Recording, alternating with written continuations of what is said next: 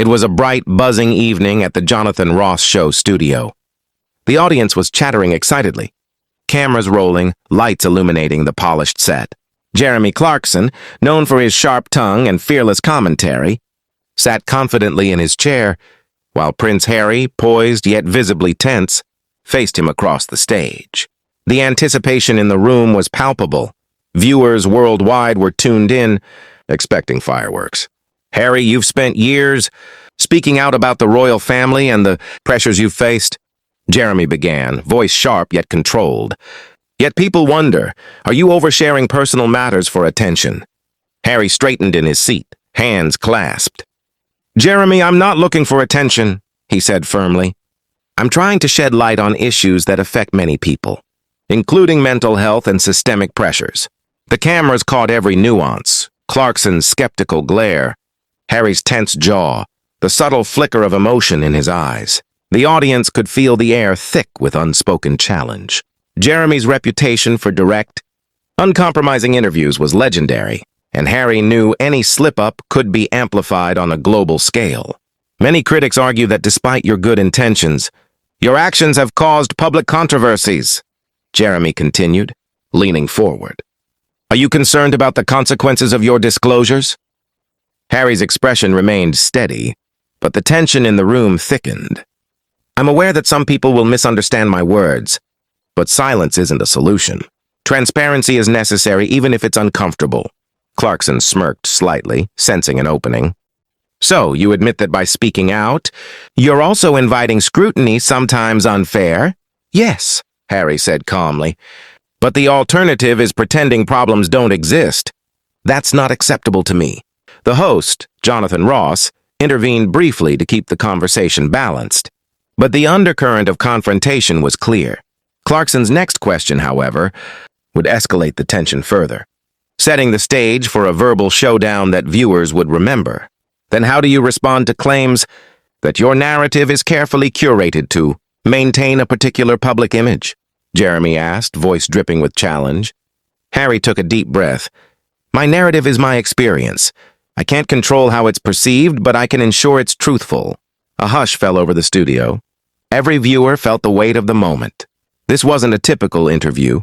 It was a clash of intellect, confidence, and strategy. Jeremy Clarkson leaned forward, eyes narrowing.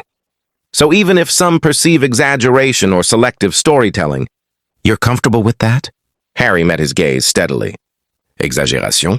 No. Clarification and context? Yes.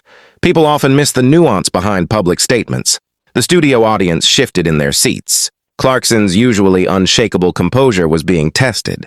Millions are watching, and many believe your disclosures are manipulative. Jeremy pressed. What do you say to that? Harry's voice grew firmer, passionate yet controlled. If my story makes people uncomfortable, it's because it's real. Reality isn't always polished. I won't sugarcoat it for comfort. Cameras zoomed in on Clarkson's furrowed brow and Harry's unwavering expression. This was no ordinary exchange. It was a battle of strategy and willpower. With all due respect, Clarkson said, you wield immense influence and access. Doesn't that responsibility demand more discretion? Harry didn't flinch. Responsibility doesn't mean hiding the truth. Transparency can be uncomfortable, yes, but it's necessary. Shielding people from reality isn't responsible. It's cowardice. Clarkson leaned back, visibly frustrated but refusing to yield. Some argue your actions have strained relationships you claim to value. Care to comment? Harry's eyes glimmered with defiance. I am accountable to truth first. Relationships are important, but not at the expense of honesty. Silence for convenience is not protection. It's complicity. The tension hit a crescendo. Clarkson attempted a sharp critique. Do you honestly believe the public fully trusts your version of events? Harry inhaled deeply, calm and resolute. I don't need universal trust. I need to speak the truth. Time and history will judge, but I refuse to remain silent.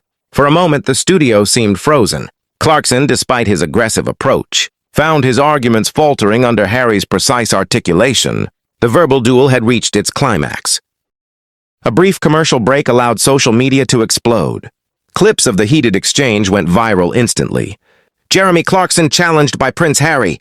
Headlines dominated news feeds around the globe. When the show resumed, Clarkson maintained his professionalism, but the subtle shift in energy was undeniable. Viewers sensed that Harry had not only held his ground, but had subtly turned the tables. "Thank you, Harry, for your candid responses," Clarkson said. Tone tempered, acknowledging the unspoken reality. "This has been an intense conversation." Harry smiled faintly. "Thank you for asking the questions people wanted answers to." Backstage, producers reviewed the footage. Analysts noted a surge of positive sentiment for Harry, while discussions about Clarkson's interviewer role and tactics dominated media commentary. The interview became a benchmark in television history, dissected for months by journalists and commentators. Clarkson reflected privately. He had anticipated a straightforward confrontation, but Harry's preparation, articulation, and poise had forced Clarkson to rethink every question and angle. The studio lights dimmed, the set gleaming under residual illumination. Harry's calm, confident demeanor contrasted sharply with the prior tension, signifying his unshakable control over the narrative. He had survived the confrontation and emerged victorious, not with aggression, but with clarity, precision, and unwavering confidence.